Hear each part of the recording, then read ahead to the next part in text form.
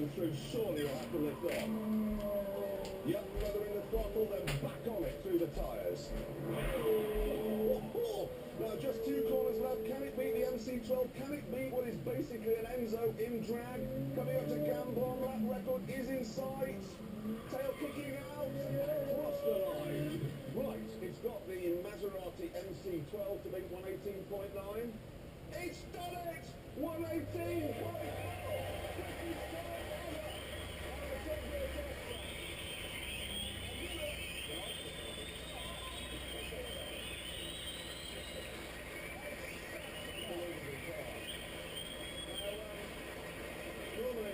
Normally at this stage of the programme we'd all fool around looking at various news stories from the week, but I'm afraid this week, obviously the news has been completely dominated as far as we're concerned by the sad death of Richard Burns. He was England's only ever World Rally Champion, and he died after a horribly long illness, aged just 34, so we put a bit of a tribute together for him.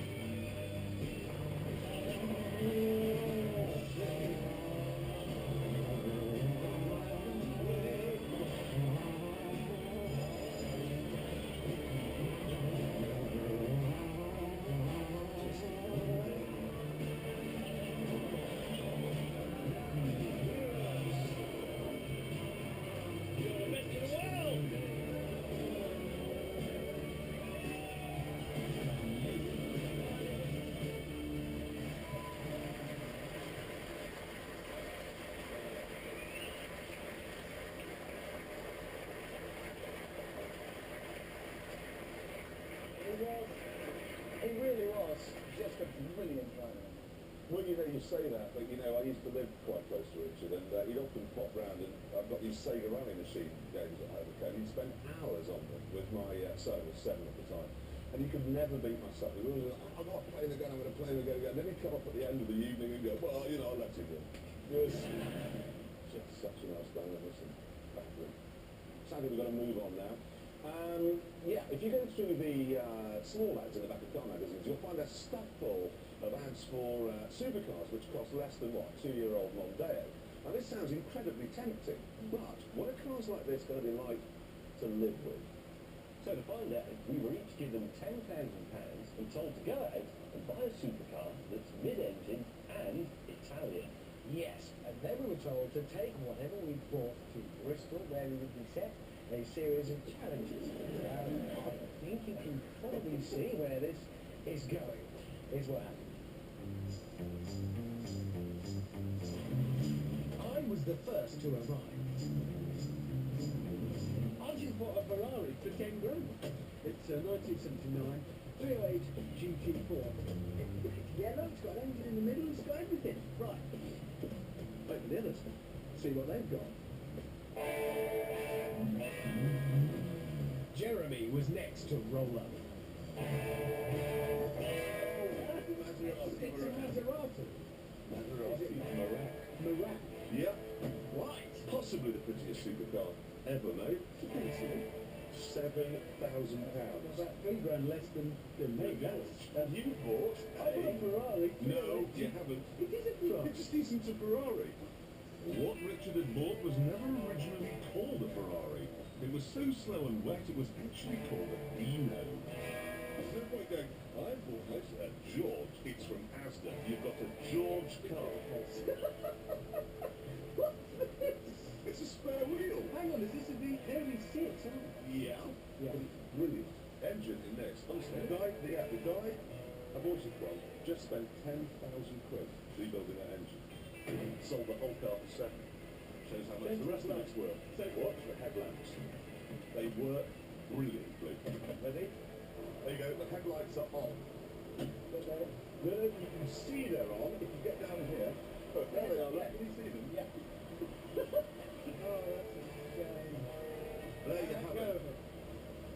go then. You may have noticed we're waffling a bit, and that's because we're waiting for Captain's sense of direction, who we assumed had got lost. I thought it was some lunch. But we were wrong. James has bought today! He's bought some. Oh, look, you made it to the end of our last one of this before getting on. Right. James has said a mid-engine Italian supercar, not a truck.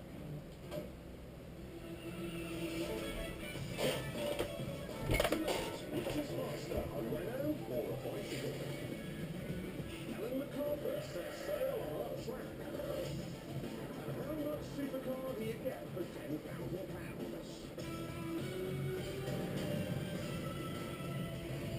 Oh, now, last week on the show we had a Pagani Zonda, and this week we're kicking off with another one. This is it. It's called the Zonda F. Nearly the whole body from nose to tail has been restyled following a visit to the wind tunnel. On top of that, the interior is now even more insane. The wheels are magnesium, and the whole exhaust system has been forged from titanium. The price for the F is £440,000, £100,000 more than the normal Zonda. So you'd hope the changes aren't just cosmetic, and indeed they aren't.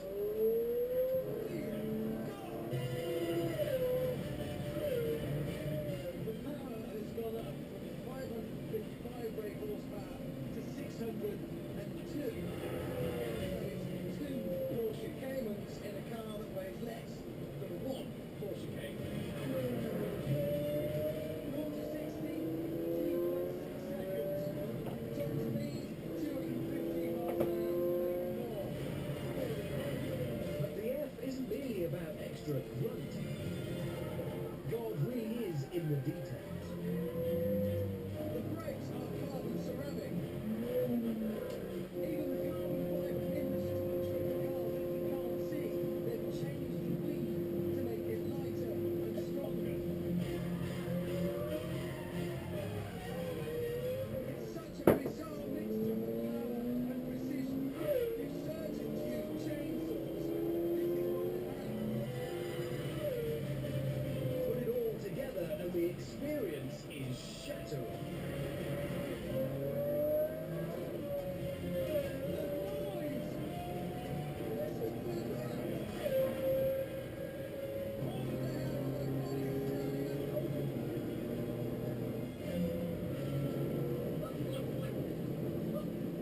I'm trying to think of couple things to say then, but I couldn't.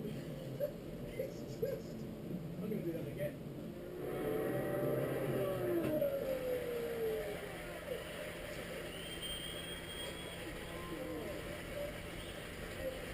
It's brilliant. I love it. And it... Like I said, it really is about that combination of just precision and power. It's like pressing a button on a beautifully crafted watch and then all the volcanoes in the world erupt. It's astonishing. No, the thing is though, we've now got to find out how fast it goes round our track, so that means handing it over to our tame racing driver.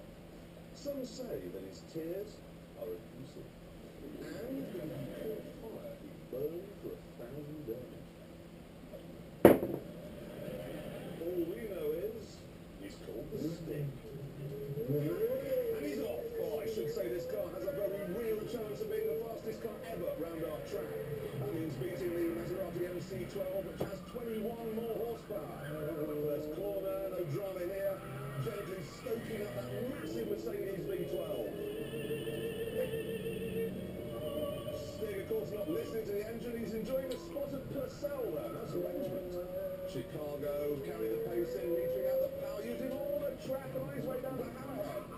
Looking a little frisky under braking. Careful, careful on the way, and don't let the nose run wide. Go on, accelerate now.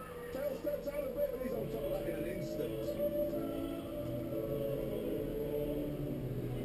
Here comes the follow through. Surely I'll have to lift off. Yep, feathering the the throttle and back on it through the tyres. Now just 2 corners now. Can it beat the MC12? Can it beat what is basically an Enzo in drag? Coming up to Gambon, lap record is in sight. Tail kicking out. Cross the line. Right, it's got the Maserati MC12 to beat 118.9. It's done it! 118!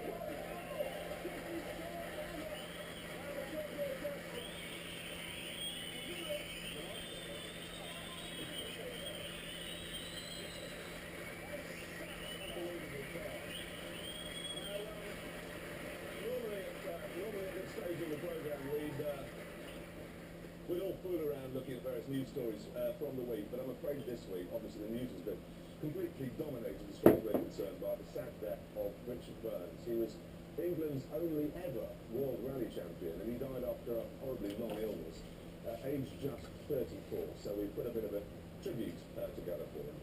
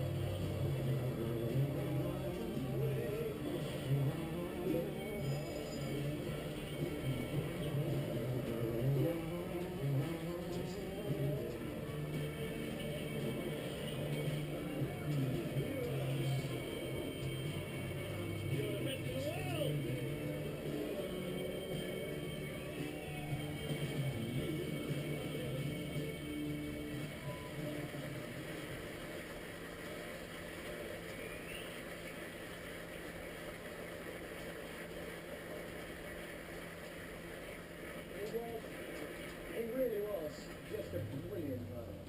Well, you know, you say that, but you know, I used to live quite close to Richard, and he'd often pop round, and I've got these Sega rally machine games at home, and he'd spend hours on them with my son at the time, and he could never beat my son. He was like, I'm not playing again, I'm going to play again, and then he'd come up at the end of the evening and go, well, you know, I let him win. It was just such a nice guy, listen. Sadly, we've got to move on now. Yeah, if you go through the small ads in the back of car magazines, you'll find a stuff full of ads for supercars, which cost less than, what, 2-year-old Mondeo. Now, this sounds incredibly tempting, but what are cars like this going to be like to live with? So to find out, we were each given £10,000 and told to go out and buy a supercar that's mid-engine and Italian. Yes, and then we were told to take whatever we brought to Bristol, where we would be set a series of challenges. I think you can probably see where this is going. Here's what happened. I was the first to arrive. I just bought a Ferrari for 10 grand. It's a 1979 308 GT4.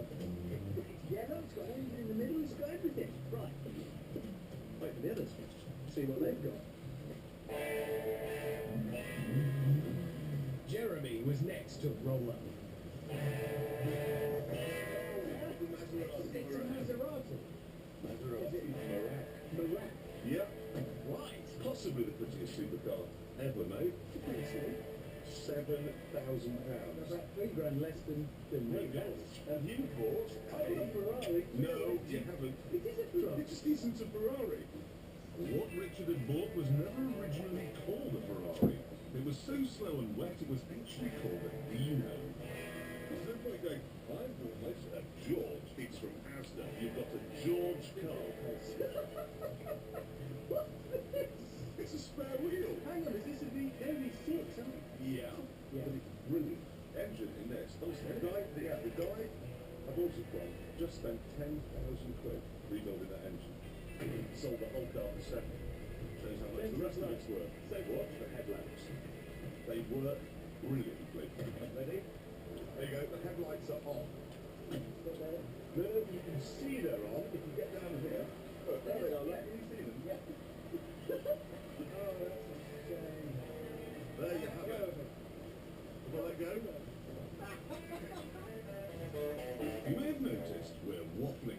And that's because we're waiting for Captain's sense of direction, who we assumed had got lost. We'll go for some lunch. But we were wrong.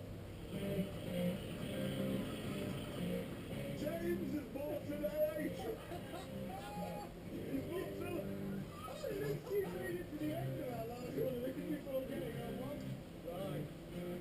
James, we said a mid-engine Italian supercar, not a truck. Is that the best you two can come up with? Yes, it is. What is yours? That, gentlemen, is a Lamborghini Urraco. Look at it. Not a very good example. It's superb. But James, let's cut to the chase. Okay. It's on a lorry. It's an electrical problem. The Italians invented electricity, as we know. James decided the best form of defence was attack. I know about hot cars, as you know, and I can look at this and with my trainer I can tell you immediately that that is a car. You're the Gemini, and you bought that. So, what had the production team got in store for us? Don't do that to my car! Your 70th supercar mission for today is to drive from Bristol to Steermid Wine in Slough. That's a lap dancing club. Oh, you do know. Oh, no, that's what these cars are about. Okay, fair enough. You may not use the M4 itself, so we've got to go on the M4 corridor on the Whitney Road. Swindon, Reading. Your situation. We Maidenhead. Oh yeah. As long as he's got a sense of direction, he can get there.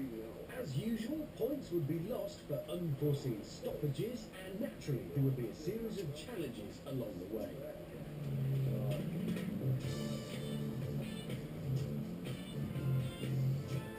What I love about this particular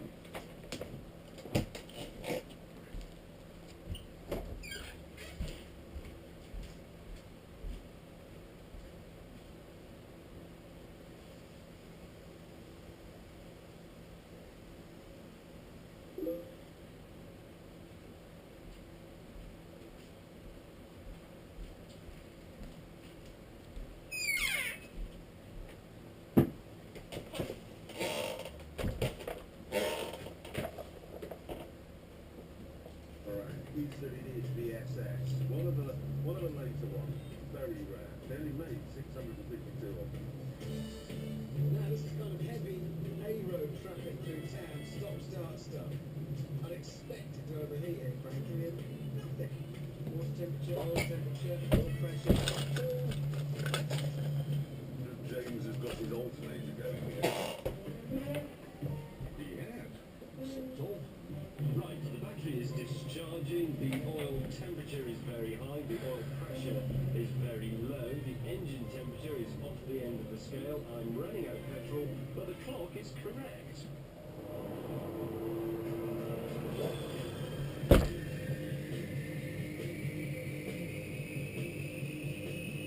Right, we're out of Bristol. No mechanical maladies to report. there's smoke coming out of the back of that thing. That's smoke. Hey? No, it's not a kit car. It's a Lamborghini. Philistine. Let's describe the Speedo. It's a bit optimistic. We were stuck behind the tractor earlier on that was doing 50, according to this. Never mind, could be worse. Yes, James had run out of electricity again. I just can't believe somebody's put a Ferrari badge on that when it isn't one. But there you are, makes you happy. How can they say not a Ferrari? It was named after Enzo Ferrari's tragically dead son, and built to fit old man Ferrari himself. What a marvellous day. Sun shining, Maserati to drive, endless scope for laughing at Hammond for buying the wrong car, and James for buying one that doesn't work. Actually, I've got my car working, and what a car! Of course, in its day, the Urraco was one of the fastest and most exciting four-seater cars you could buy. 142 miles an hour, 0 to 60 in about 6.5 seconds. That was ever such a long time Jeremy and I were nearing our first challenge. Races. You've got to be kidding. Racetrack. That's when we see the Maserati come through. I'm feeling confident. So, why was Hammond nervous? See, my car has a bit of a secret at the back of it. There's a subframe which on the freeway holds the engine in and the wheels on, keeps it attached to the body, and just made rust. Still, could be worse.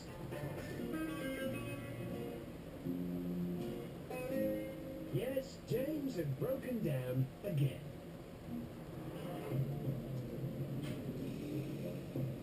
Castle Combe is 20 miles from Bristol, and most of us got there. It's a fierce track, this. One of the fastest in Britain. A real car breaker. We have a challenge? Find out what it is, you can pick up later on. I know what this is going to be. Steve will drive them round the track, points for the winner. No, it isn't!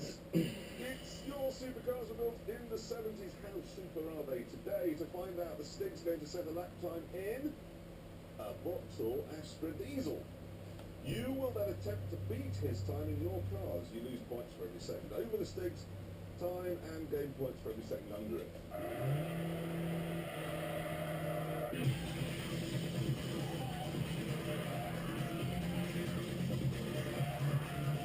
The Stig was really on it. But a diesel hatchback? Come on.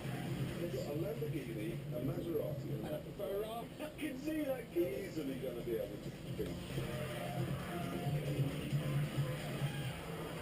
And across the line in 1 minute 35 seconds. Actually, I'd say we stood a hello. May has joined us. Now, hang on, have you come by bus or are you in your car? No, I'm in my car. Is it on a truck? No, it's not.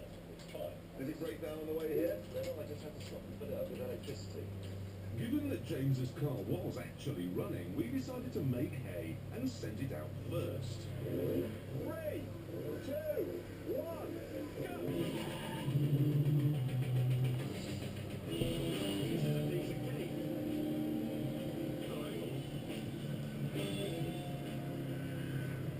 Smoke.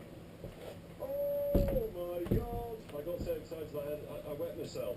Your car's done away. Do you think if we get this going again, you will actually be able to do one lap? Yes, I do. And a good one at that.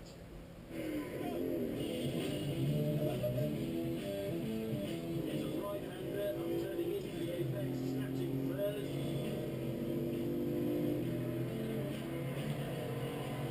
1 minute 18. He's not even inside.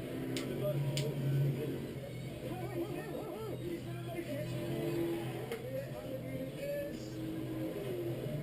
Steve was 135.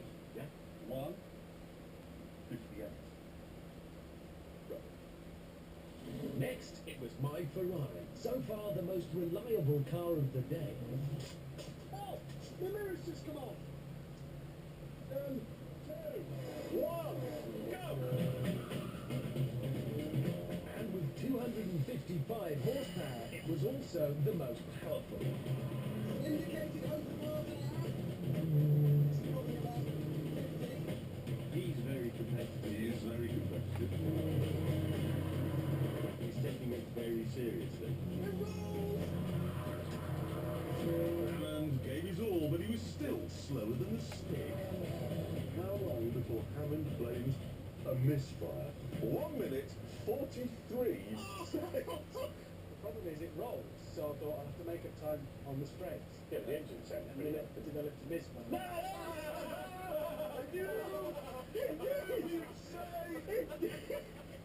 Finally, it was the turn of the mighty Moran.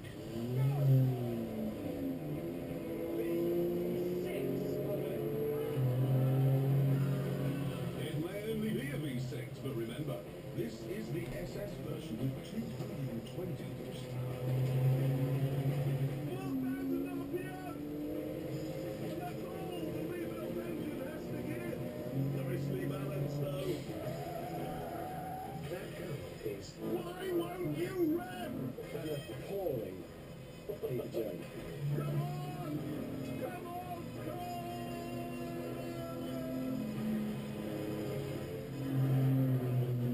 I've got it. Don't say it. No brakes. Oh, the excuses are coming. Here we go. Oh, he's not stopped. I've got no brakes. I also had no coolant. Did you know what would cure that? What? Spending £10,000 on an engine? Yeah. Oh, somebody has. Yeah. It's a bit steamy. I've no brakes. Yeah. Oil pressure has completely gone. Do you want to know or you know? Well, tell me what I did with no brakes. 1 minute. 54! 54. That is great. To find out why our lap times were so woeful, we were given another challenge. This is a rolling road, which you use to measure power. Now what we're going to do is put the cars on it and find out how many of the horses that were put into their engines when they were new have escaped over the years. And obviously, we lose points for every horsepower that's gone missing. Now, we weren't covering our ears because of the noise from Hammond's fake Ferrari, but because James was boring us to death. It measures the wheel horsepower, and then by letting it run down, it converts the mechanical drag into the extra horsepower to fly with. Remember that Dino had 255 horsepower when it left the factory 30 years ago. So what's he got to hit? And how much have we lost? I said 194. That's not bad. So 194 brake horsepower is what it's actually producing. That's the one. Rampant Italian horse. 61 horsepower have escaped. That's how many a year? Think of it another way. That's a VW loop, VW Producing. That's the one. 55 horsepower when it left the... Now, we weren't covering our ears because of the noise from Hammond's fake Ferrari, but because James was boring us to death. It measures the wheel horsepower, and then by letting it run down, it converts the mechanical drag into the extra horsepower to fly with. Remember that Dino had 255 horsepower when it left the factory 30 years ago. So what's he got to hit? And how much have we lost? I said 194. That's not bad. So 194 brake horsepower is what it's actually producing. That's the one. Rampant Italian horse. 61 horsepower have escaped. That's how many a year? Think of it another way. That's a VW Lupo has escaped from your engine. Now, would the Lambo run long enough for the machine to take a wheelie? This machine goes up to 450 brake horsepower. V8, 2.5 litres. 220 brake horsepower to beat. It's lost 103. So it's got 117 left. Is there enough power to get it off? Then it was the turn of the Maserati. But first, I discovered something worrying in the service history. Note please item 2.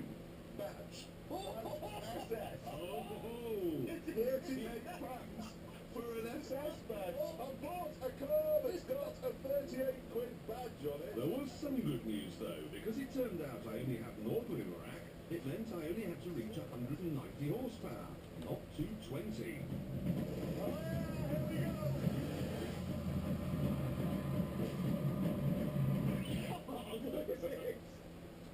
What? 80. They've all got a work. They must make me dead about all your horses just got out. The car is garbage. There we go. We're going to be picking that up later on, but for now, it's time to update our Italian mid-engine supercars for less than a second-hand Mondeo challenge. And first up, the lap. Well, I won that in my Ferrari, just minus 8 points there. Can I just say I did only have 80 horsepower? Yes, So that's- exactly. So horsepower, I won that as well with my Ferrari. Good. Then we come to the unforeseen breakdowns. That was none for you. Yes, none for me, but you knocked your rearview mirror Oh, off. rubbish. That doesn't count. That was just I did that. It doesn't count. Then there's James. What were you? You were... 3. No, you weren't. You were 4. You lived on a truck. Started Oh, there. don't be If it ridiculous. started for us at 9, you just turned up late. We had started. It's minus 20, so there you go. And now the next one is the big one, okay? Insurance. That's the main problem with cars of this type, okay? We had to go out and get a quote to see how low we could go, and mine was, for the Maserati, £300. A year? Yeah. For a Maserati? Yeah. That was ridiculous. No, but you see, the reason is very simple. Unlike you, I'm a respectable middle-aged man. Unlike you, I don't have any points on my licence. It's kept in an alarmed, locked garage in one of the safest spots in the country. Yeah, but hang on a minute though, because you are what? A journalist and a broadcaster. Yeah. And I happen to know that those are two of the highest rated insurance risks on the book. Yeah, you're exactly right, which is why I told them I was a doctor. So you're lying? Your doctor isn't really, just arrived in the post one day. The university made me a doctor. I am a doctor. It's £300. How does it work? It was £500 It's was the time. £1 is the benchmark, you get a point for every £100 you are under it. So incredibly, you get 2 points. 2 points for being a doctor. Yeah. Go on then, what was yours? Well, I said I'm an after-dinner speaker. You said I've done 2. It is 2 exactly. Wait, anyway, what was your quote? Well, for a big corporate bank, £5 grand. I suppose for a charity I'll do it for No, £300. what was your insurance quote? Oh, grand. £1,000. That includes presumably the £800 to cover your new expensive teeth. Not tea. Right, I just haven't, so I actually lose Lose. Engelbert's going down here with his new teeth. That's bad. And James, you? Now, I was honest, and I said I'm a journalist and a broadcaster. And I bet you told them you lived in London as well. Yes, didn't you? single, car parks on the street, live in an area of London that's usually on fire. So your quote was? £5,000. Actually, you know, we're laughing. I once had an escort Cosworth, okay, years and years and years ago, and I got a quote for that of £22,000. 22 grand. Hang on, the car wasn't. I know, it's worth like 19,000. Anyway, what are we up to? Right, now, I get to minus 20. No, that's you, Jeremy. You're on minus 28. I'm on minus 20 in my Close. car. And, James, you lost another 45 there. I'm on minus 9. He's on minus 99. Minus 99, James. Well done, James. Quite frankly, you'd have done better if you hadn't bought a car. Now, we've got to move it on. We'll pick this up later, as I said, but for now, we've got to put a star in our reasonably priced car. And for me, she is just the biggest star in the firmament. She's a goddess. Ladies and gentlemen, please welcome Ellen MacArthur!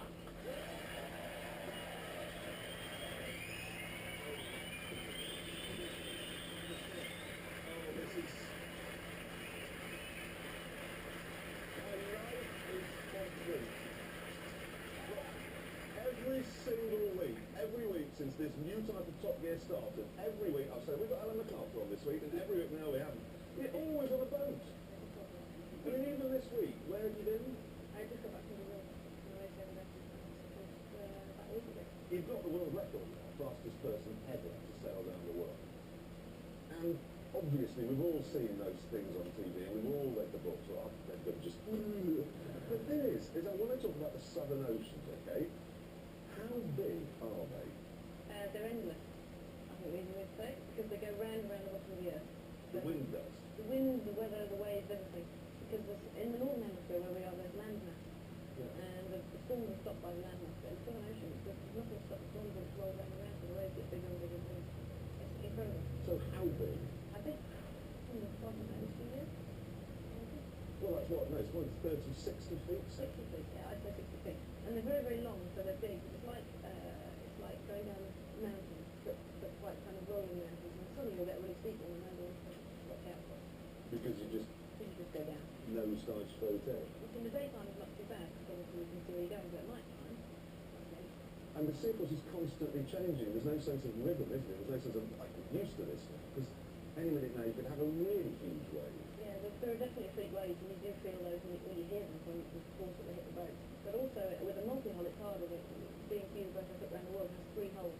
So it's like having, like a car having 6 wheels. You know, something could hit any one of those 6 wheels and it would be affected by it. And it's just the same with the boat. So you can never really predict what the boat's going to do. So sometimes it's about to go and then suddenly the other hull gets hit. And it's very, very violent motion. And you don't even get any sleep, do you, on these massive voyages? They're not really what I'd call a good 8 hours.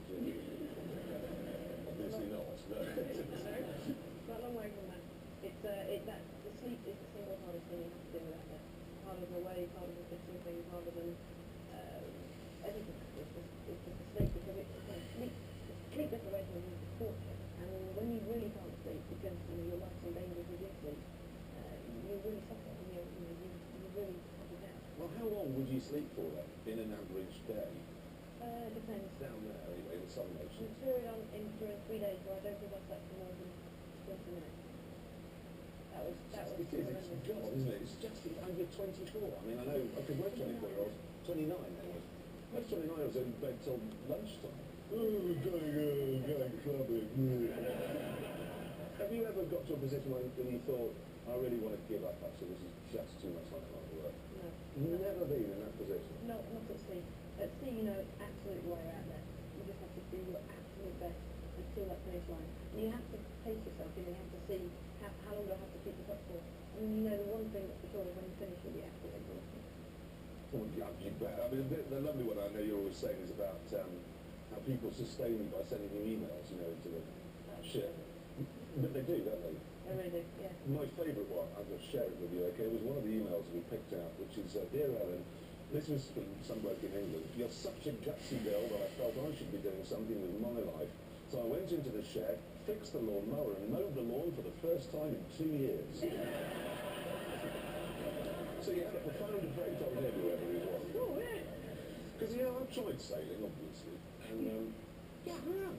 No, those Hobie cats who went on the beach, I had the most monumental crash in one of those. Honestly, you're butting on, how fast they get, 20 knots? No, Maybe, yeah. big, 29-foot thing. It was a 20 knots, and I had a harness on, I was leaning over, and one of the holes dug into the sea, so you catapulted off. Very quickly, doesn't it? Absolutely stop step. I carried on, 17 stone of me in my harness, step 5.3, 17 stone stopped by my testicles. You're going to get right, so you don't have that. But have you had any big crashes? I mean, bigger than that, for example? Yeah. Where they just stop? I've done the same thing in a 60-foot climb. Have you strapped onto it? Straight over the top. Well, you've actually harnessed on? No, you're inside. There's a little cabin, like a little capsule in the middle where you can basically get out of the weather. With 5 of us on the boat, and literally, the boat's steered by rudders, and one of them kicked up, because it was a kick-up system for security, and when we turned the boat to try and slow the boat down, a wave rolled underneath, went straight onto the middle rudder, so that came out of water. And so we just went straight over the top. And one corner of the boat, as you go over, because you kind of go over diagonally, would have been about 70 to 75 feet off the water. And you were inside? I was inside, so the whole world goes upside down, and left becomes right, and right becomes left. And that hurts? It goes dark as well. Underwater? Suddenly it goes dark because you don't have a light coming through. Yeah. So you're underwater, and that must hurt like hell when you landed. Big fun, because it's a huge framework to go over. I'm just staggered at everything you ever do. I'll tell you what it is I wanted to show ages ago about what it was that makes the human race advance. And you're one of those people who just, rather than sitting in the cave going, oh, this is quite comfortable, you actually go, well, what's in the next valley? And without people like you, the human race simply wouldn't have become what it is. I can't just sit at home. I can't do that. I'm presuming that's what you think. I'm not very good at sitting at home. I'm not very good at not doing anything. I'm not very good at holidays. I don't switch off for a reason. I Really? need to put it. Yeah.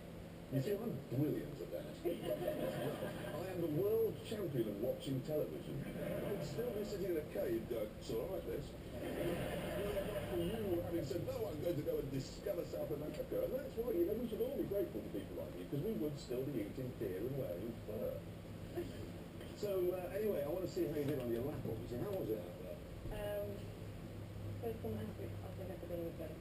You could have done better. I'm pleading for another lap. At the end of it, I said, please can I have another lap? They said, no, that's actually done. Please can I have another lap? Well, it was very dark, actually, to be brutally honest with you. It was like very difficult to film someone at night, but you see the lights go by. That'd be fine. I've been so many Just to show you how competitive Ellen is, actually, you did actually ask the producer, have I got the same amount of petrol in my car that everybody else has? Yeah, I do. I tell you, it's a Suzuki Liana, it's got 80 brake horsepower, it makes no difference how much petrol is in it, quite frankly. Anyway, shall we have a look at Ellen's lap? Yeah, here we go. Let's have a look at this. You've never really wasted much of your life actually driving cars, have you? No, I was for 6 months every year, so... Now, I look back at your car history and it was completely unspectacular, so where did you learn to drive? That was quick. I didn't say much in the car, I'm afraid. No, I can imagine you were constantly wet. Yeah, that's another... Have you learned all this then just today from the Stig, or...? He's pretty good at the stick. this before? I have 3 times on the go-kart track. Because these lines I'm looking at are bang on. Look at that, ready? No, but this, honestly, that is... Alan, this is impressive, I've got to be honest. Look at that. Tongues come out. Lift, did he lift off there? No, no, you're fine. It's worse from outside the car, isn't it? I promise you this is quick. Here we go, second to last corner, that's beautifully cut. Smooth as silk, that one is. Gambon. Oh, this is a bit wide, but quick. I've got to be honest. And there we are, across the line, everybody.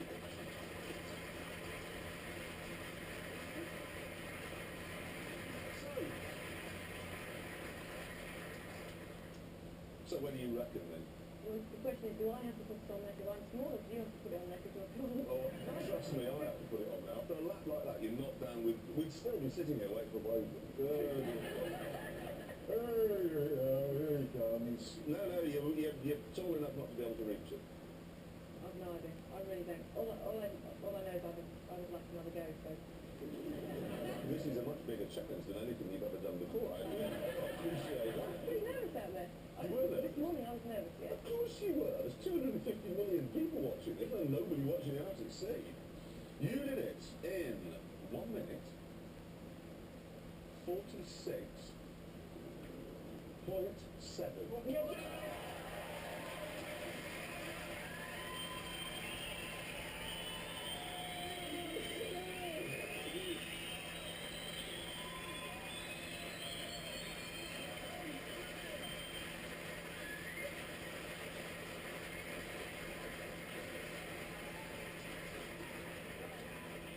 Emotional. It is emotional, that, because, I mean, there's always, and that is a stunning, the other thing I have to say, but that's why we didn't let you do another lap. You could have done another one, not a lot of point, though. You've just beaten, you did a 147 on your first one, 147 exactly on the second, so exactly consistent lap times. Anyone knows anything about driving, that's the key, and then popped in a 146.7. Quicker than Ginny Car, fastest person ever. Your life is now complete. Ladies and gentlemen, Alan McCarthy.